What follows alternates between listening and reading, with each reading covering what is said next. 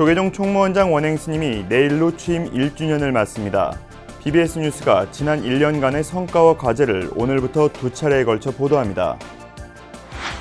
조계종 청년 대학생 전법단을 이끌어갈 지도법사 8명이 새롭게 위촉돼 청년 포교에 매진할 것을 다짐했습니다.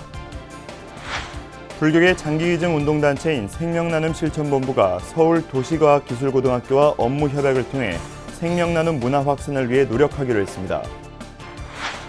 조계총림 송광사가 이 시대 선생들로부터 조계종의 소위경전인 금강경의 가르침을 배우는 15번째 금강살림 대법회를 시작했습니다. 재단법인 대한불교진흥원 신임 이사장에 성균관대 명예교수인 이한구 현 이사가 추대됐습니다. 여러분 안녕하십니까? 9월 27일 금요일 BBS 뉴스입니다. 조계종 총무원장 원행 스님이 내일로 취임 1주년을 맞이합니다. 전임 원장의 갑작스런 퇴진 속에서 소통, 화합, 혁신을 기치로 당선된 원행 스님 체제의 조계종은 100만 원력 결집불사를 중심으로 보폭을 넓혀가고 있는데요. BBS 뉴스는 오늘과 내일 이틀에 걸쳐 원행 스님 체제 36대 조계종 집행부를 점검합니다. 오늘은 첫 번째 시간으로 지난 1년의 성과를 살펴봤습니다. 홍진호 기자입니다. 지난해 9월 28일 총무원장 불신임이란 초유의 사태 속에서 중앙종의 의장이었던 원행 스님은 종단 위기 극복의 과제를 안고 출마해 당선됐습니다. 기호 2번 235표가 되겠습니다. 원행 스님이 제36대 총무원장 선거에서 당선인으로 결정되었습니다. 낮은 자세로 선거에 임한 원행 스님이 선거운동 기간과 당선 후 줄곧 강조한 것은 안정과 화합이었습니다.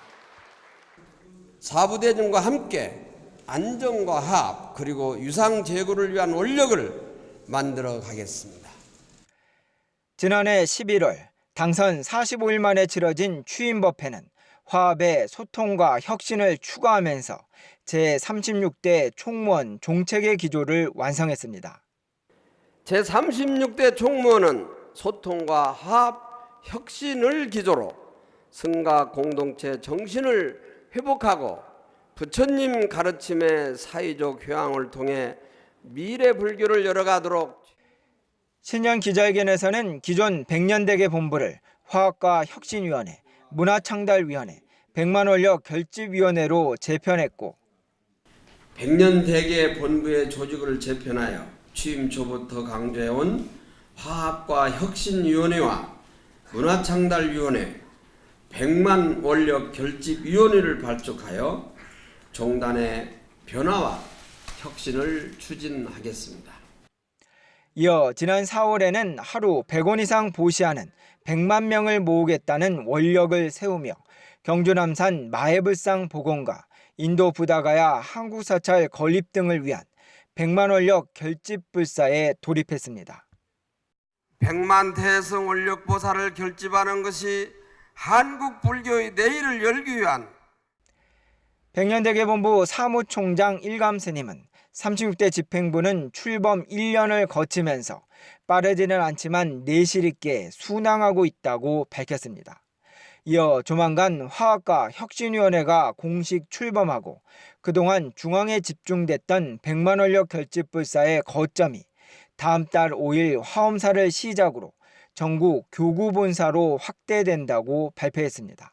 지금 100만 원력 결집은 뭐니 해도 미래를 위해서는 우리가 반드시 했었어야 되는 그런 불사들이고 하기 때문에 이번 집행부에서는 반드시 가장 중점적으로 100만 원력 결집을 자리가 잡을 수 있도록 큰 기틀을 마련해야 된다는 거, 이제 그걸 중점에 두고 있고, 또 그러면서도 지금 화합과 혁신위는 길게 보면 종단의 틀을 바꾸는 아주 큰 흐름과 관련된 일들이기 때문에 불과 1년 전 너무나 혼란했던 종단 상황 속에서 낮은 자세로 선거임에 당선된 원행 스님.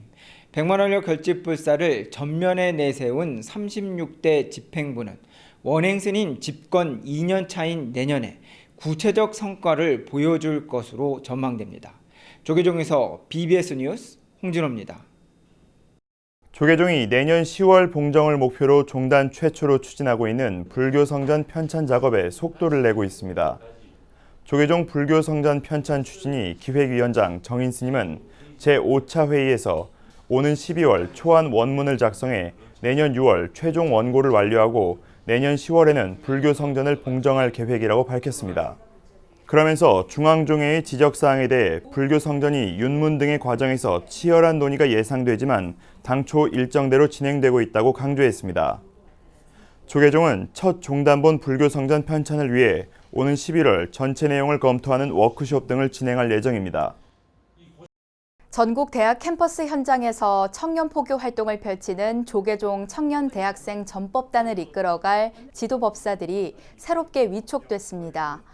조계종 포교원장 지홍 스님은 어제 한국불교 역사문화기념관 2층 회의실에서 청년 대학생 전법단 지도법사 스님 8명에게 위촉장을 수여하고 청년 포교에 매진해달라고 당부했습니다.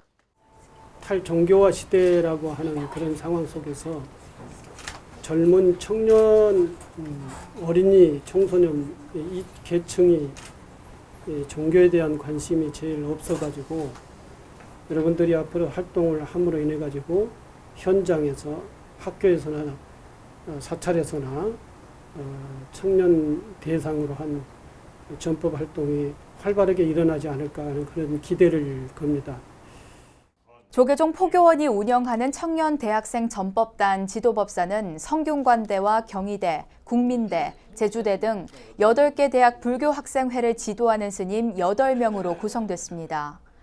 포교원은 또 서울 구로경찰서 경승 영조 스님과 경북 상주경찰서 경승 천월 스님 등 7명을 경찰 전법단 지도법사로 위촉했습니다. 지난 7월부터 고등학생도 부모의 동의 없이 장기기증 신청이 가능해지면서 청소년들의 장기기증 희망 등록 신청이 활발해질 것으로 기대되는데요. 불교계 장기기증 운동단체인 생명나눔 실천본부가 서울도시과학기술고와 업무 협약을 체결하고 장기기증 활성화 등 생명나눔 문화 확산을 위해 노력하기로 했습니다. 앵커 리포트입니다. 정부는 지난 7월 법정 대리인의 동의 없이 장기기증 신청이 가능한 연령을 만 19세에서 16세로 낮췄습니다. 2016년 4,400여 건까지 증가했던 장기 이식이 최근 2년 새 감소 추세로 돌아서면서 수급에 어려움을 겪자 정부가 내놓은 자구책입니다. 만 16세 이상 현재 고등학교 1학년부터 부모 동의 없이도 자신의 의사결정에 따라 장기기증 희망등록 신청을 할 수 있게 된 것입니다. 살짝 두렵기도 했지만 그래도 지금 오늘 시간을 통해서 좀 생각이 바뀌게 됐습니다. 생명 존중에 대해 좀 더 생각해보게 됐고 나눔에 대해서도 좀 더 가치 있게 생각해보게 됐습니다. 불교계 장기기증 운동단체인 생명나눔 실천본부는 이 같은 시행규칙 개정에 맞춰 청소년들을 대상으로 한 홍보활동에 적극 나서고 있습니다. 어제 서울도시과학기술고와 업무협약을 맺은 것도 그 일환입니다. 생명은 하나잖아요. 그 하나의 내 생명을 바꾸는 게 아니고 내가 만약에 살아가면서 내 몸을 건강히 잘 지키는 거예요. 내가 어떤 실력과 지식이 있더라도 내 그런 것을 다 감춰가면서 더불어 사는 것이 참 중요하다. 이에 따라 교내에는 생명나눔 동아리가 만들어지고 장기기증 캠페인과 홍보교육 등도 펼쳐지게 됩니다. 여러분들이 이제 다음에 와서 우리 사회 리더자가 됐을 때 자기만 생각하면 안 되는 거죠. 옆 사람을 늘 배려할 줄 아는 이런 마음을 가진 학생이 되라고 내가 가지고 있는 것을 가장 소중한 것을 나의 주위 사람에게 나눠 갖는 것은 그 어떤 선행보다도 중요하다고 생각을 해요. 생명나눔 실천본부는 생명나눔 동아리 활동에 참여한 학생들에게 봉사 시간을 부여하고 캠페인 물품 지원을 약속했습니다. 이 자리는 종교적인 어떤 그런 색깔이 강요되는 자리가 아닌 우리가 살아가면서 우리 가족에게 있을 수 있는 일인 것 같고요. 내가 겪을 수 있는 일인 것도 같아요. 소중하게 내 몸을 이렇게 살아가면서 이렇게 지켜야 되잖아요. 내가 소중하기 때문에. 근데 이거를 나눌 수 있다는 건 더 소중하지 않겠습니까? 청소년들에게 생명의 소중한 가치를 일깨우는 이 같은 활동이 장기 기증 운동이 활성화되는데 적지 않은 보탬이 될 것으로 기대됩니다. BBS 뉴스 류기환입니다. 조계총림 송광사가 어제 송광사 유나 현묵 스님의 입제 법문을 시작으로 제15회 금강산림 대법회 문을 열었습니다. 이번 법회는 모두 8분의 스님들이 법석에 올라 금강경을 주제로 오는 11월 14일까지 매주 목요일 법문을 설할 예정입니다. 부처님은 사실을 보여주고 실천 수행으로 깨닫게 했던 것입니다. 부처님 열한 후에 이론과 논쟁을 일삼고 각자 자기 소리만 내는 북파 불교인들에게 큰 깨우침을 주고자 했던 것이 바로 이 금강경의 정신인 것입니다. 두 번째 법사로는 조계종 호계원장 무상스님이 나서며 전 동국대 총장 보광스님, 고운사 주지 자현스님의 순으로 진행됩니다. 송광사는 법회가 열리는 49일간 매일 영가천도 기도를 봉행하고 선망부모의 극락광생을 발언합니다. 법망경은 원효 스님을 비롯한 여러 스님들이 주석서를 낼 정도로 신라시대 이후 오랫동안 한국불교 계율의 기초를 점하는 경으로 자리 잡고 있는데요. 법망경 보살계본의 주석서 가운데 최고의 주석서로 평가받고 있는 의적 스님의 보살계본소가 현대 우리말로 처음 완역됐습니다. 또 부처님 전생 이야기인 본생경을 동화집으로 꾸민 10번째 책 여동생 구출작전이 선보였습니다. 김봉래 기자가 전합니다. 한국불교 계율의 기초를 다져온 것으로 평가되는 법망경. 상하 2권 가운데 보살이 지켜야 하는 10중금계와 48경계 등을 담고 있는 학원이 널리 전승돼 보살계본으로 불리며 수계법회 등에서 많이 쓰이고 있습니다. 한국과 중국 여러 스님들의 법망경 주석서 가운데 최고의 주석서로 꼽히는 의적 스님의 보살계본소가 중앙승가대 불교학과 겸임교수 보운 스님에 의해 현대 우리말로 첫 선을 보였습니다. 과연 중국에서 율장을 어떻게 해석하고 그걸 현실에 적용할 수 있었던가를 가장 이해할 수 있었던 문헌이 무엇일까라고 이제 여러 문헌을 살펴봤는데요. 그 중에 가장 마음에 와닿는 게 보살계본소였습니다. 그래서 이제 번역하게 됐죠. 보살계본소는 보살이 지녀야 할 마음의 자세이자 실천 덕목인 대승계율을 담고 있어 4분율이나 5분율과 달리 출제가자에게 두루 통용되는 보편성을 지녔다는 평가를 받고 있습니다. 서론인 서분에서는 보살계의 덕상은 보살에게 성불의 근거이며 교화하는 방편이라고 주석하고 있고 보살계의 여러 계목을 주석하고 있습니다. 본론인 정종분에서는 보살계본이 여러 이름으로 불렸던 까닭을 상세히 서술하며 10중계와 48경구계가 계본의 중심임을 밝히고 특히 교화를 위해서 계율을 적극적으로 확대 주석하며 소승계를 비판하고 있다는 점이 특징입니다. 중국 현수 법장스님의 경우 율에 대한 해석보다는 화엄의 관점에서 바라보고 있다면 신라 의적 스님은 4분율을 기초로 재해석했다는 설명입니다. 저작거리에서 시장에서 어떤 연쇄살인범이 사람을 죽인다. 그랬을 때 그럼 보살은 어떻게 해야 할 것이냐. 내가 그 사람을 죽여서 내가 지옥을 가더라도 다른 사람을 살려야 한다는 적극적인 계획을 해석하고 있습니다. 부처님 전생 이야기인 본생경을 동화로 개작한 여동생 구출작전. 한국불교 아동문학회가 지난 2009년 동화로 쓴 본생경 시리즈 첫 권을 발간한 이래 10권째 책입니다. 작가 46명이 한 편씩 쓴 모두 46편의 본생담 동화가 독자들을 지혜와 자비의 큰 바다로 초대할 것으로 기대됩니다. BBS 뉴스 김봉래입니다. 재단법인 대한불교진흥원 신임 이사장에 이한구 현 이사가 추대됐습니다. 대한불교진흥원은 제179차 이사회를 열고 제15대 이사장에 이한구 진흥원 이사를 만장일치로 추대했다고 밝혔습니다. 이한구 이사장은 1945년 경남 산청에서 태어나 서울대 철학과를 졸업한 뒤 30년 넘게 성균관대 철학과 교수로 재직했고 현재 성균관대 명예교수이자 경희대 석좌교수, 원효학술상 심사위원장, 대원 불교문화대 학장 등을 맡고 있습니다. 이한구 신임 이사장의 임기는 다음 달 1일부터 3년입니다. 서울 노인영화제는 영화를 통해 세대 간 소통과 화합을 모색하는 국내 최대 노인영화제입니다.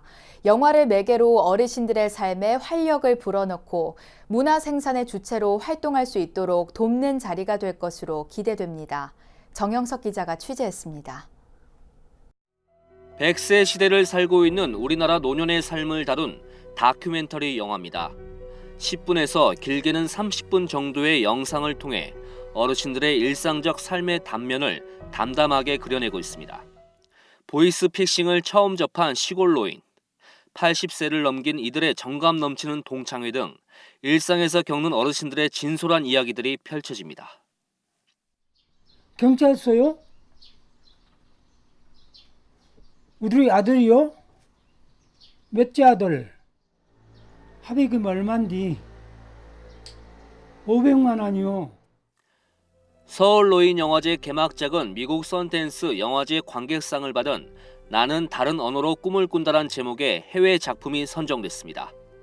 소멸될 위기에 놓인 고대 토착어로 이른바 신비의 언어로 불리는 시크릴러에 감춰진 두 사람의 못다한 이야기가 화면 가득 펼쳐집니다. 올해로 12번째 맞은 서울 노인 영화제는 모두 90편의 수준 높은 작품들이 대거 출품됐습니다. 해외 경쟁작이 시작되어서 국제영화제로서 이제 가기 위한 첫 단추를 꼈다고 할 수 있거든요. 또 더불어서 영화가 어르신들을 주제로 하는 청년들을 또 어르신의 인식 개선을 위한 우리 어르신들의 노력이 서로 세대 간의 소통을 이뤄내는 그런 영화제이기 때문에 노인 빈곤율과 자살률 세계 1위란 불명예가 말해주듯 우리나라 노인 문제는 심각한 사회적 현안으로 떠오른 지 오래입니다. 이런 시점에서 노인들의 서글픈 현실을 영화로 마주하는 서울 노인 영화제는 각계각층의 관심을 불러 모으고 있습니다. 아름답고 예술성이 있고 의미 있는 그런 영화들을 많이 만드시고 또한 무엇보다도 어르신들이 많이 오셔서 영화를 보고 즐기고 공감하는 그런 앞으로 영화제가 됐으면 합니다. 이 기회에 우리 서울에 그리고 수도권에 많은 어르신들께서 문화를, 영화를 잘 향유하시는 좋은 계기가 되었으면 좋겠습니다. 영화제에선 가족 관객들을 위한 섹션과 한국영화 100주년 기념정 등도 마련돼 축제의 재미를 더하고 있습니다. 영화를 매개로 어르신들의 삶에 활력을 불어넣고 문화 생산의 주체로 이끄는 서울 노인 영화제. 모레인 오는 29일까지 서울 충무로 대한극장에서 진행되며 누구나 무료로 관람할 수 있습니다. BBS 뉴스 정효석입니다.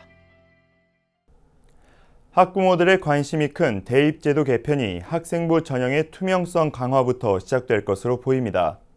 정부와 여당이 오는 11월까지 최종안을 내놓겠다고 밝혔는데 자사고나 특목고 선발이 많은 13개 대학의 실태조사가 변수가 될 전망입니다.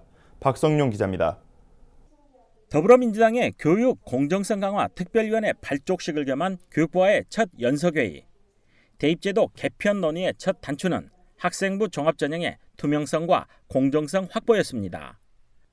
정부 여당은 우선 불공정 논란이 끊이지 않는 학생부 전형과 관련해 선발 비율이 높고 자사고와 특목고 선발이 많은 주요 대학들을 대상으로 실태조사를 벌이기로 했습니다. 그러나 부모의 지위와 재력이 자녀 교육의 특혜로 이어지면 공정성이 무너져서 교육의 기본 틀이 성립할 수가 없습니다. 특히 논란이 되고 있는 학생부 종합 전형의 투명성과 공정성을 강화를 해야 될 것 같습니다. 특히 실태조사가 비교과 영역과 자기소개서 등 학종의 운영 실태를 점검하는 조사지만 입시 비리 등이 확인되면 특정감사로 전환할 방침입니다. 학생부 종합 전형이 과도하게 쏠려 있는 대학에 대해서는 제도 보완을 목적으로 한 학생부 종합 전형 실태 조사 및 감사를 실시하겠다고 하는 교육부의 보고가 있었습니다. 비교과 영역 및 자기소개서의 존폐 및 보완 여부 등에 대해서도 종합적으로 검토할 계획입니다. 전체적인 대입제도 개편을 위한 최종안 마련 일정도 조율을 마쳤습니다. 신속한 조사와 대책 마련을 위해 교육부는 학생부 종합전형 조사단을 즉각 구성하고 대입제도 투명성, 공정성 강화 방안의 최종안을 당 특위 등의 논의를 거쳐 올 11월 중에 발표하도록 추진하겠습니다. 다음 달부터 11월까지 앞으로 2달 교육부 조사단의 서울대와 고려대, 연세대 등 13개 주요 대학에 대한 실태조사와 전국교육감협의회 등 유관기관과의 논의, 그리고 당정 간 최종안 조율까지 대입제도 개편 논의는 숨가쁜 일정에 들어갔습니다. 여기에 조사기간 일부 대학의 입시 비리까지 불거질 경우 대입제도 개편은 문재인 정부의 교육개혁 공약과 맞물려 가속도가 붙을 전망입니다. BBS 뉴스 박성영입니다.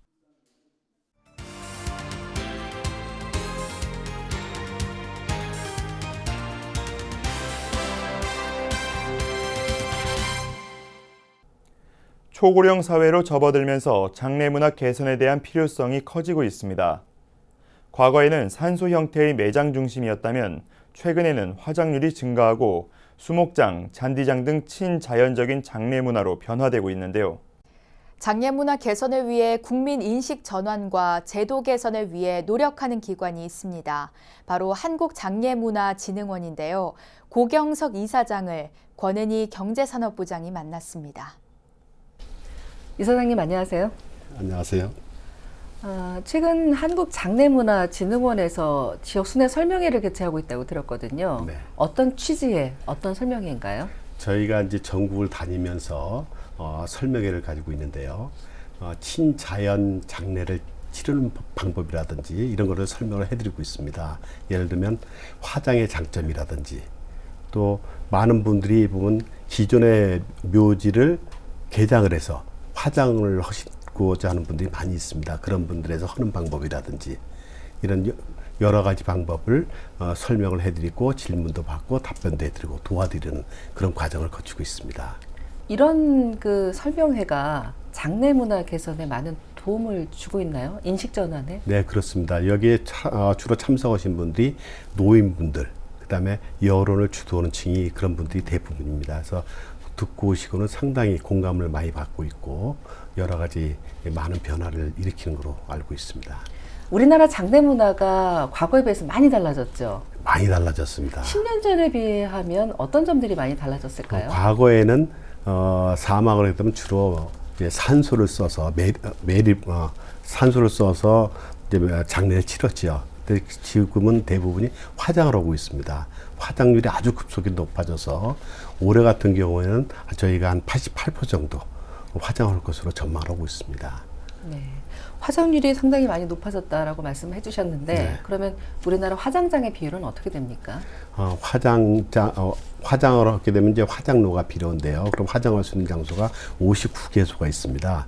현재까지는 수요를 충족을 시키고 있지만은 올해부터 사망자가 굉장히 많이 늘어나게 됩니다. 그럼 앞으로는 상당히 부족할 것으로 예상이 되고 있습니다. 화장장을 조성할 경우에는 지역 주민들의 반발이 상당히 심하잖아요. 맞습니다. 고충이 클 것 같은데 어떻게 그 협의를 하시고 개선을 해 나갈 계획이십니까?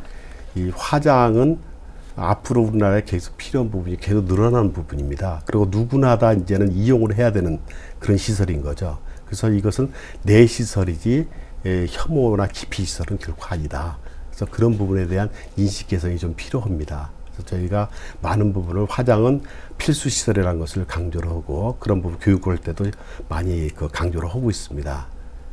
고비용 장례 문제는 아직까지 크게 개선이 되지 않고 있거든요. 과거에 비해서 많이 달라졌다고 하지만 이 문제는 어떻게 개선을 해 나가는 것이 좋을까요? 네, 아직까지도 장례에 드는 비용이 상당히 많은 것은 사실입니다. 이런 부분이 보면은 남에게 보이기 위한 장례라든지 또 유족들이 이제 가시는 분에 대한 마지막 예의로서 최선을 다하고자 하는데 거기에 또 장례 관련된 분들의 이해관계가 얽혀서 좀 높은 건 사실입니다. 그러나 이런 부분은 점차 개선을 해나가야 될 부분인데요. 관행을 여러 가지로 바꿀 필요도 좀 있습니다. 수위라든지 여러 가지 바꾸면 비용도 좀 많이 낮아지게 될 거고요.